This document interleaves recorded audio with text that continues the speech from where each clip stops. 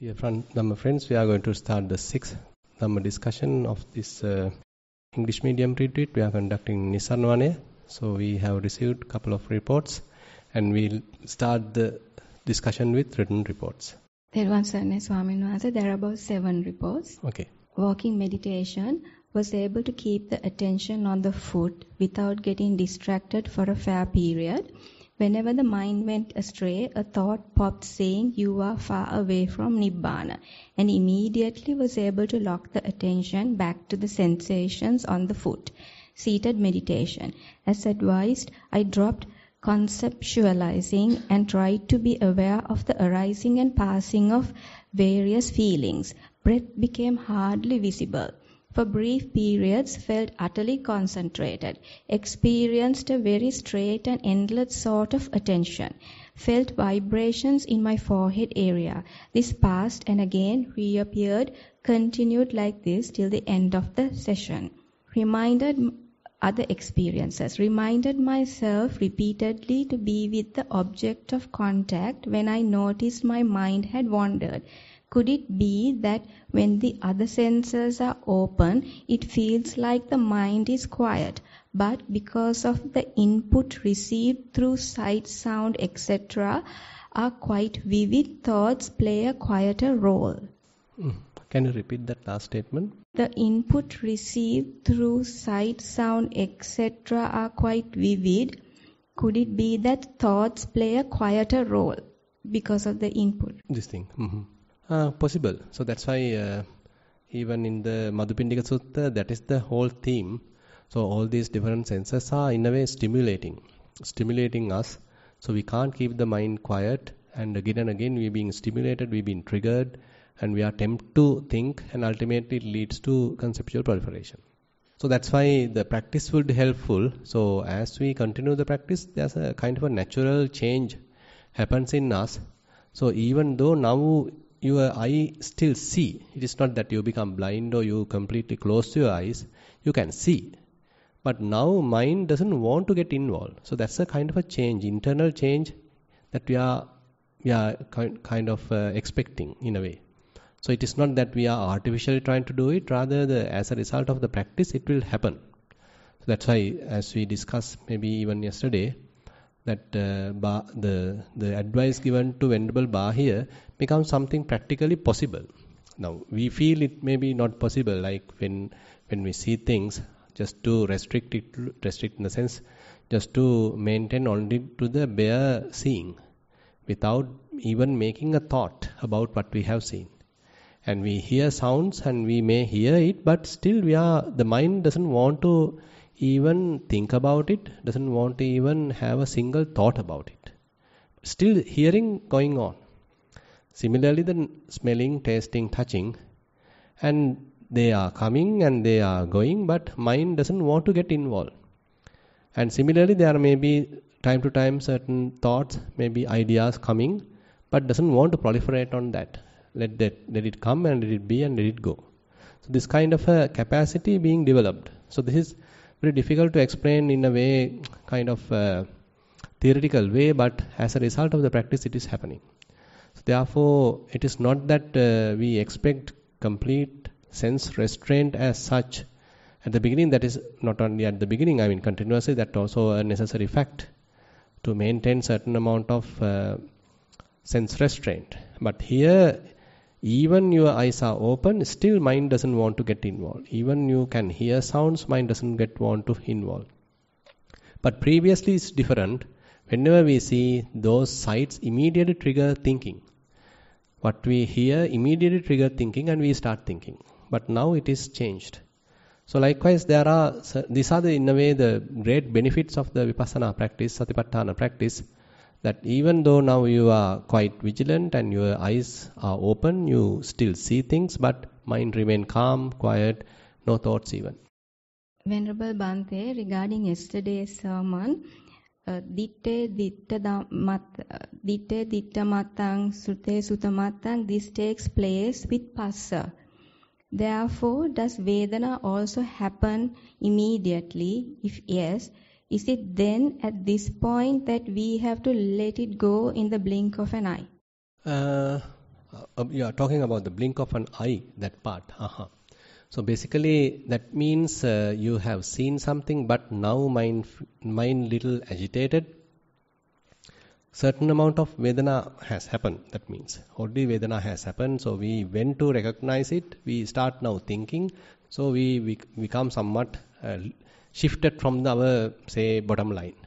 So we were in a kind of our reference line. Think like that. We are maintaining kind of reference line, the original line of the mind.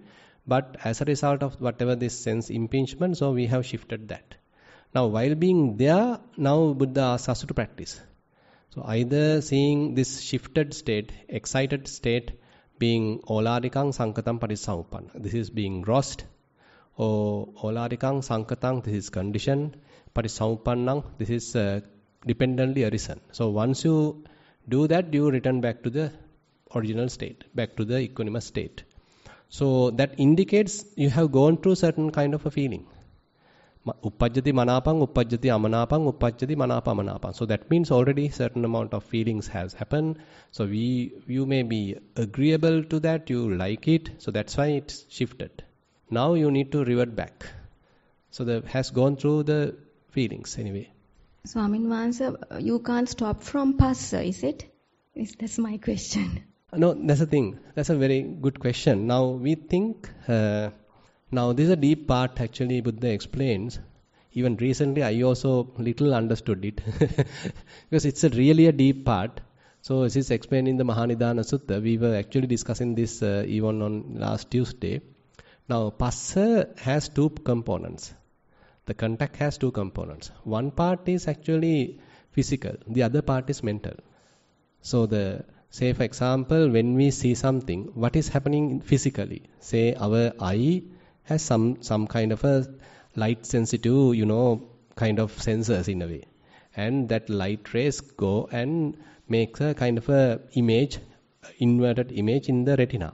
So that's what physically happens. And we can say there's an object and certain light rays reflected from that, and then it went through the eye lens, and then it is making a kind of inverted image. So that's physically it has happened. But now mentally we give the interpretation to that. Mentally only we do the recognition part. Now therefore the passa has two parts, what we call adivachana sampassa and patika sampassa. Adivachana sampassa is where, so whenever some kind of a physical experience happen, so we use some mental kind of recognition, giving some interpretation, giving some kind of an idea to this, whatever the contact happen, using the mental side.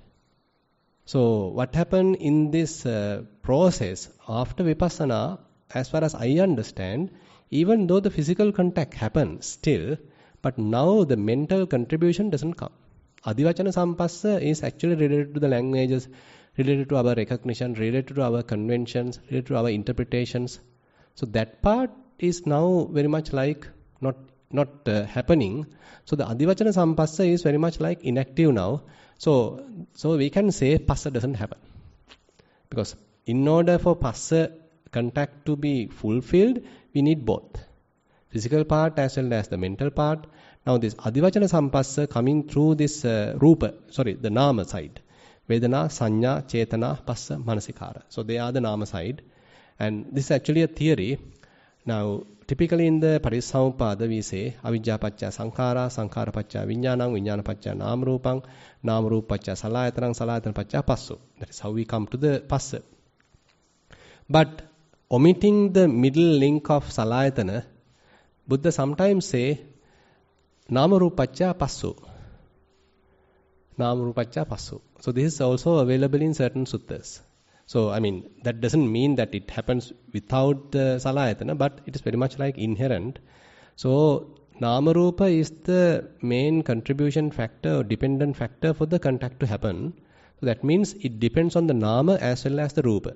The nama is responsible to contribute this adivachana sampassa. Rupa is contributing the patika sampassa. So adivachana sampassa is now very much like not contributing its part, so the passa doesn't happen. So therefore we can say physically eye is there, seeing is there, seeing in the sense that Whatever the process is there, but the mind doesn't want to go and interact and give an interpretation, give a kind of a recognition. No, that's why. So the mind its own business. So we'll come to that in the Dhamma sermon also. Actually, this is what Arahants are doing. So it is well explained in the Sona Sutta. So he's saying very beautifully, even with verses, he's saying there are different kinds of, sights are there, sounds are there, smells, tastes, tangibles are there, but mind doesn't want to mix with any of them. So mind prefers seclusion. So it is not that he is purposely doing it, it has happened now. So he is beautifully explaining after he become enlightened, Venerable Sona. So he very beautifully explains that to the Buddha, and he go in front of the Buddha and explains this Bhante, this is how now I experience it. I may go through, I mean the EYE, I go through various, agreeable sight sounds, disagreeable sight sounds. Let me tell the verse.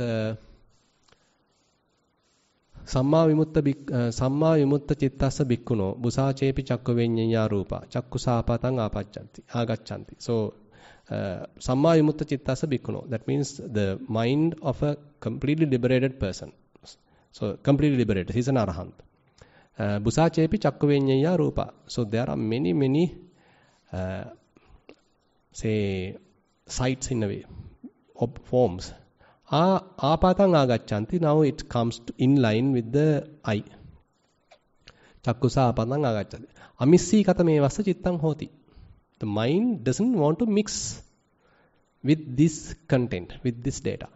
Amissī katamevassa cittaṃ hoti titaṃ vipamuttaṃ vayañcassānupassati. So mind remains calm, still, free from defilements, and whatever these phenomena can see how they are coming and going.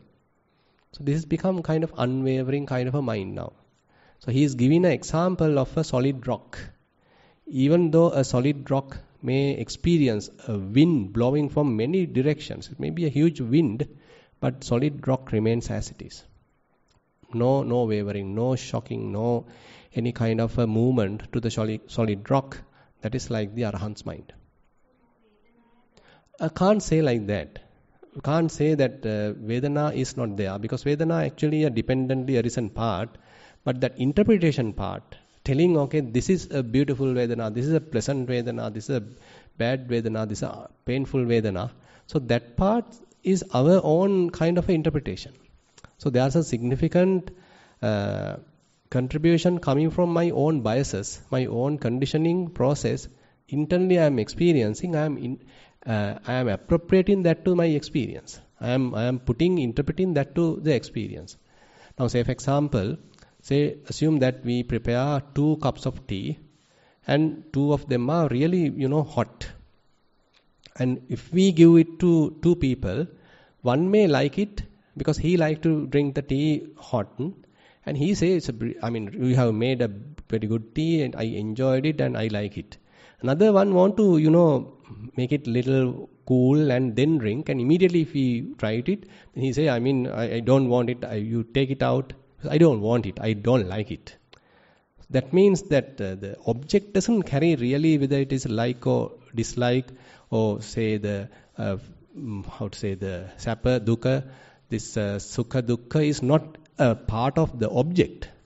It is the part of the subject. It's a part of the experiencer, the person. The person is the one interpreting this is a good experience, is a bad experience, depending on his own conditioning process. So therefore, Arahant may go through various experiences, but now this conditioning process, very much like he can manage the way he wants. So that is the kind of, sometimes it's called Arahant Vikurvana. So it is mentioned, now assume it's a beautiful sight. If he want, he can experience it as a beautiful sight. If he want, he can experience as a ugly sight. If he want, he can experience it as a neutral sight. So completely the experience is very much under his own interpretation.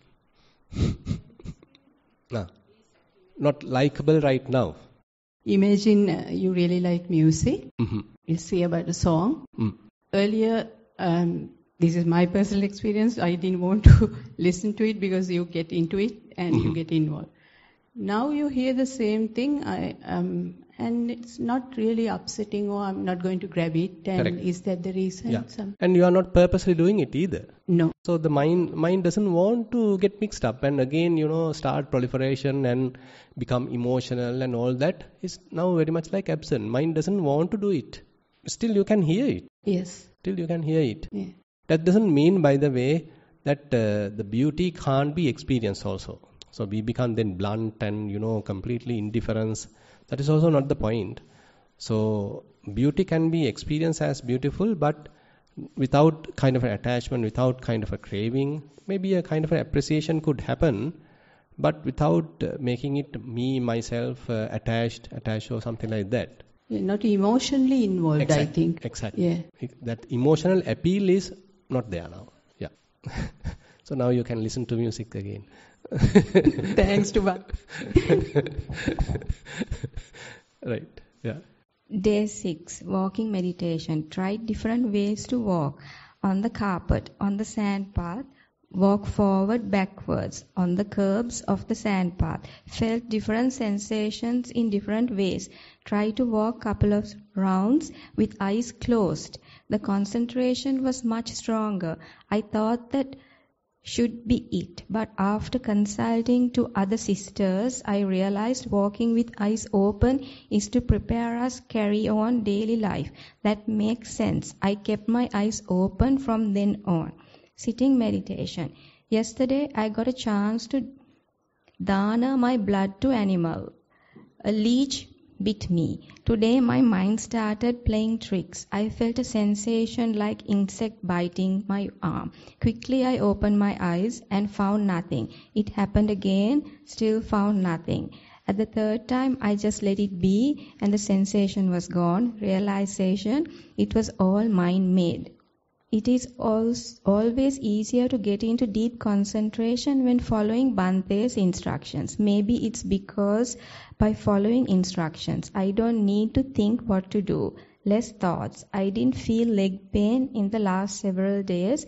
Maybe because I was trying not to lose focus and started paying more attention to other bodily sensations. I felt pain below my right knee. I was focusing on it, observing it. Kind of think when it's going to leave at one point. Painful feeling was lighter and I felt lighter too. Was waken up by sadhu before the pain was completely gone. So I am not sure it will be completely gone. We'll keep practicing. Mm-hmm. Yeah, I think so. Okay. Basically, as a result of this proper observation, you start being kind of separated from the experience. So feelings are there, it may be painful, and you continuously observe it. So, but as a result of this observation, the mind prepares kind of a distance. So now it may be still painful, but you don't feel it much. So your personal involvement is not there. You are not making a person and experience it. Rather, it's a mere pain, mere experience, and you are quite detached from it. So as a result of that, now even this may disappear, and the mind doesn't want to get involved that. So then you feel more release, more relaxed. So as we even discussed, so that's the same thing happened with the elements characteristics. Various element characteristics are there. You are again and again experiencing, observing, investigating, and more you know about their true nature. So mind prepares kind of a gap. Mind become detached, disenchanted, and things are let go of, mind become independent. So seems that you are in the correct path. You can simply continue. Swamin Wahansa, walking happened automatically. Observed changes in the speed, was happy and energetic. Sitting, observed breath and it slowly became soft. Calmness and happiness was there. Craving came to mind. Understood it is as a thought and also understood how me being dragged into a craving as a habit. Understood craving as Nissarana. Then craving got replaced with an overwhelming happiness. Felt merging with surroundings. Much merit to you. Seems that you are experiencing some sort of a blissful experience. That also doesn't matter. But you should know, just being there is not much contributing to the wisdom. You need to do a fair amount of investigation part. Or are you into Vipassana side? May I know who has written it? Anyone? Nobody? No owner. Anyway, I hope the discussions help you to decide where you are. You should know what to do. Okay. Most Venerable Bhante, after 1 hour walking meditation, I seated for sitting meditation. Just after seated, I noted tingling sensations along my left side, edge and chin area. It remained about 1 minute. Always when I engage sitting meditation, I feel like wind blowing onto my back of upper part of body. Thereafter, breathing became lesser and stopped. I could remain 15 minutes in this situation. That's all, and she has another question. A question from that person, same person? Yes. I didn't get this thing. Can you repeat the whole thing? After 1 hour walking meditation, I seated for sitting meditation. Just after seated, I noted tingling sensations along my left side,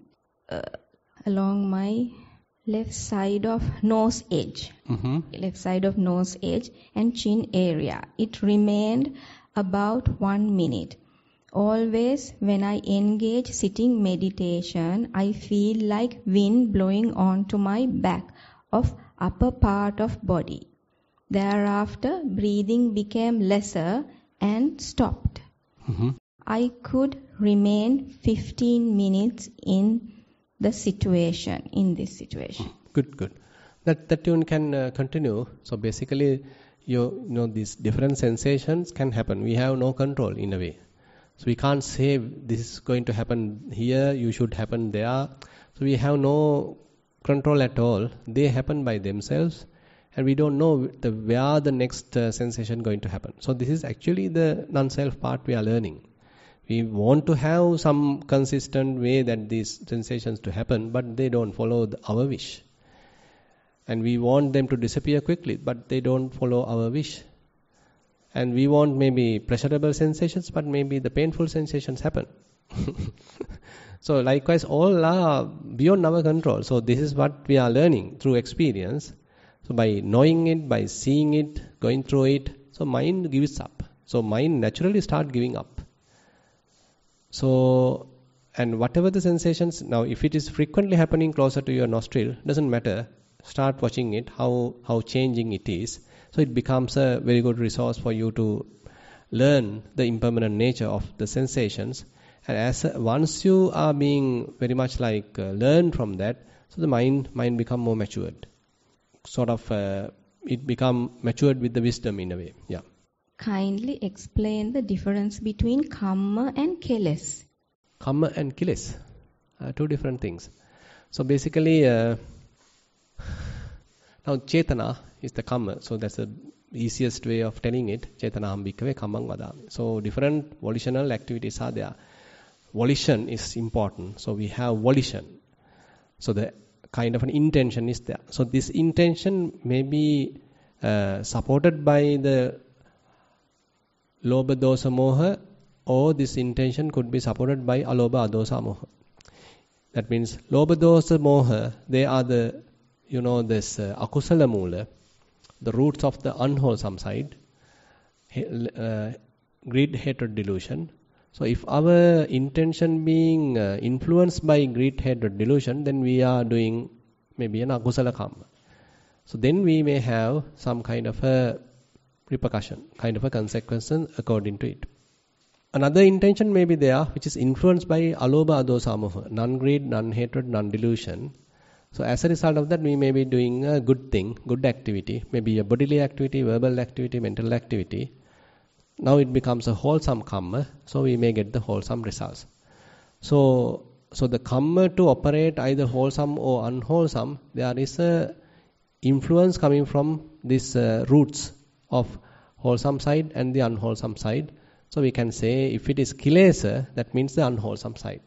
So if your mind being colored, conditioned by some kind of a defilement, so that means the mind is defiled, then you may be doing something bad, something wrong, something unwholesome, then the unwholesome results may be produced. The online questions. Right. Most respected Bhante, while doing day-to-day activities and going to the office, I am following this retreat via online recordings and practicing meditation by remembering my friends are in this retreat. Walking meditation. Most of the time can walk without thoughts and giving attention to the foot when touching the ground. Heaviness of the hands also feeling while walking, and it also sometimes disappears when observing at the end of the walking path. Sometimes not feeling the existence of body and only know the sense when touching the foot, especially when try to walk by closing the eyes. Closing eyes. Walking while closing the eyes. Though touching sensors are feeling to me and not giving more attention to that and try to just walk. Please let me know whether I am on the correct path. Probably you are trying to... one thing I understand is that the sensations you first experience and you may know them how they are coming and going. Probably now mind want to not get involved with it. In order to support it, you are now trying to close your eyes. So that's what I understood it. But try to do it even while open the eyes. So difficult actually, because there's a possibility that you get distracted through what you see. That is the challenge actually. Then you may slowly give up the sights. So mind will do that. You don't need to force it. As a result of the vipassana process, the mind will give it up even though the eyes are open. So therefore, that is where you need to move forward. Maybe you can try to do it while sitting. You keep your eyes closed and you observe various sensations, and then mind let them go, and mind become somewhat independent, and your eyes are closed. Maybe easy to achieve it. But later in the walking, try to do it. Try to get the same kind of an experience even when eyes are open. This is how actually we are developing at different areas. It's not that we want to keep the eyes closed even while walking. Rather, we want to keep the eyes naturally open. But still mind doesn't want to get involved. Sitting meditation. Try to just be. Sometimes sublet thoughts are coming and going, but not making stories behind that. Body sensors are also coming and going, not giving more attention to that and trying to just be. Main thing I want to clarify is I am getting sudden shocks during the sitting meditation posture. That shocks are mainly coming to the body and suddenly awakening the mind according to that.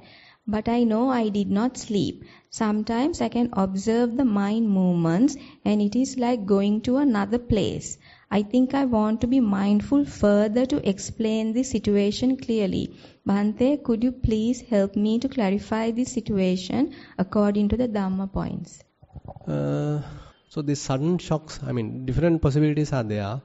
Now typically our mind used to attach to something, hold on to something, stand on something, and this is helpful to maintain the posture. But as we move forward, so the mind let go of everything, but now mind has nothing to hold, nothing to stand on, so even the body can kind of lose its balance. With time you may somehow manage it, but at the beginning there may be a kind of a collapse can happen. So assume that you are with somewhere and immediately it's gone, then you also falls. Something like that. So later, even when there is no object, still the body learns how to maintain its posture without the mental attachment. That will happen with time. But I feel this is the area that you are currently experiencing. Anyway, just continue the practice that with time it will be solved. Day-to-day mindfulness. When attending to office meetings, I can identify eye-making incidents very clearly while talking with others, especially when meeting new people and introducing my position as a position to get a good outcome from them. But after the meeting, now I am practicing to maintain a silent mind without making up stories. However, I know I have upgraded mine. How can I simplify these kind of events? You can upgrade further. So let the upgrading happen naturally. So then, in a way, this is good. So you are experiencing how things are happening, where I was and now where I am.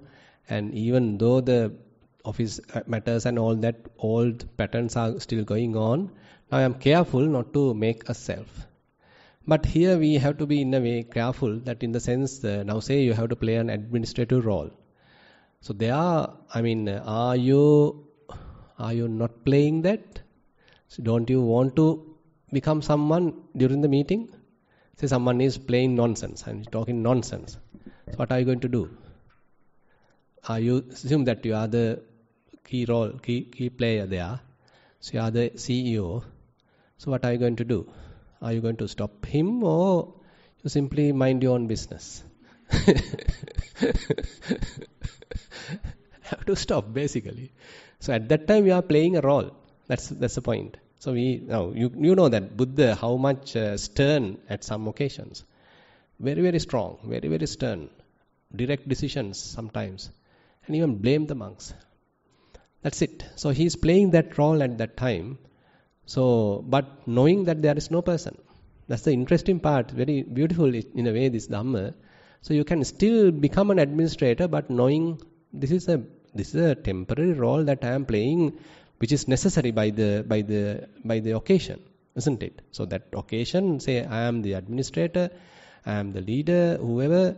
Others are simply participating, or in case there's a kind of a conflict, okay, I need to sort it out. I might have to use some power. Can't help. But later probably you don't need to. Now say you're going back home. Are you going back home as an administrator or as a mother, father, or maybe you have to play a different role there.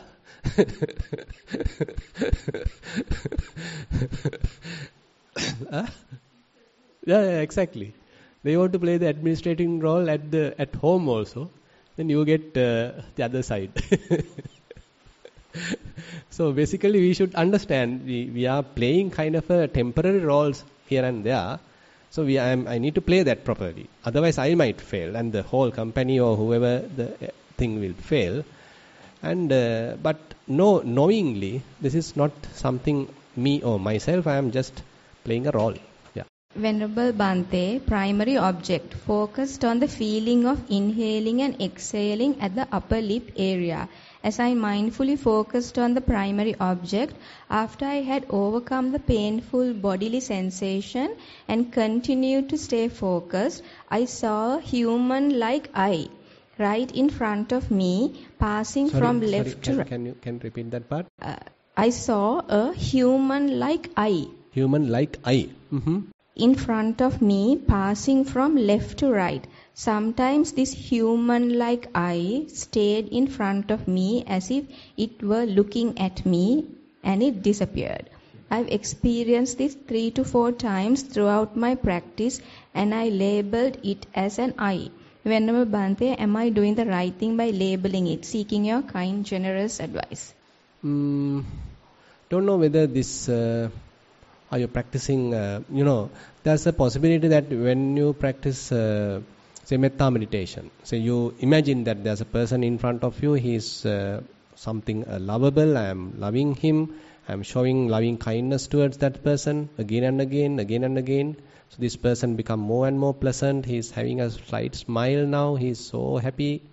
Ultimately that person disappears and that happy, maybe a smile, maybe a happy eye or something may be only available. So that is you are using for further concentration.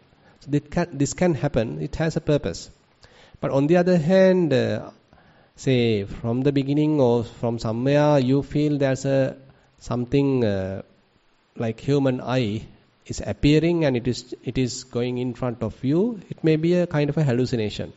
It's a kind of a vision that you need to ignore. Rather than giving some value to it, you come back to your body. Because these are certainly what we call the sanya. So sanya are like a mirage, like a miringuva. So that we might easily get deluded by them. We may give a value to it, we think it is something, it is beautiful, or it is unattractive, or it's sort of dangerous, or fearful, or something like that, then that means we are fully deluded. Instead, if we can simply say, okay, this is simply a sanya, this is simply an image, a mind-made image. My eyes are closed, but still I can see. That means it's a mind-made. It is not someone else has made it, but rather my mind has put it. It's a trick playing by the mind, so you don't need to be fooled by that. Simply ignore it and come back to the self, come back to the breath maybe. Yeah, that's all, no? So those are the questions we have. So if anyone needs any more... Lal Mahatta, anything?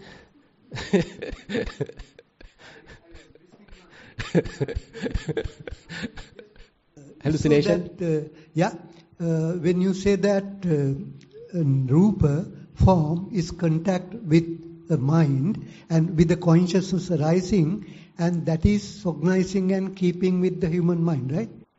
Yes. Right. So that is it possible that kind of image or whatever the phenomena come as a thought without any external influence? Without any external influence? In the sense like the thought process is going on, thought 1, 2, 3 and so on. Can that type of a stored or image or profiling can come as a thought while we are meditating? Can. That's the possibility. Basically, that's why, we don't need sense stimulation as such every time. Yeah. Now you can have thoughts as a result of you see something. Yeah. As a result of you hear something, smell something, taste something, Right. touch something. Right. But then how about the mind? Yeah.